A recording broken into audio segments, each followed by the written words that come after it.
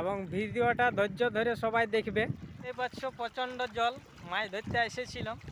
তো মাছ এত জলে কী করে ধরব, সকালে বেরানছিলাম।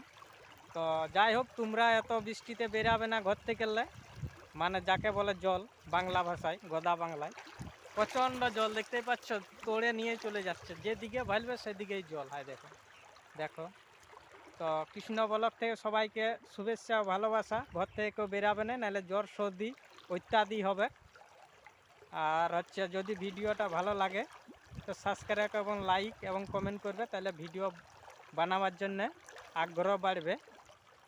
এবং কৃষ্ণ ব্লগ থেকে সবাইকে কি বলবো, শুভেচ্ছাও থাকবে। একটা মাছ ধরেছি, তো মাছটা তোমরাকে দেখাচ্ছি, ডাঙার মধ্যে আছে। ঠিক আছে, বিশাল বড় মাছ। এই মাছটার জন্য সকাল থেকে হর আর বড়, দেখতেই পাচ্ছ এত বড় মাছ। এত বড় মাছটা কোথায় যে রান্নাটা করব, সেইটাই হচ্ছে ব্যাপার বন্ধু। দেখতেই পাচ্ছ। তো এখন ঘরে লেগে এটাকে জুত করে কাটাকাটি করব। তো তোমরাও মোটামুটি এইভাবে মাছ ধরতে নাই পারবে তো নাই বেরাতে হবে।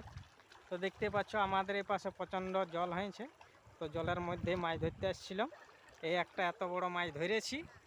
তো ভাজাভাজি যাই করব, তারপরে ভাত খাবো।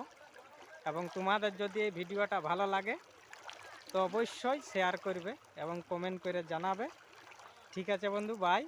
কৃষ্ণ ব্লগ থেকে ধন্যবাদ।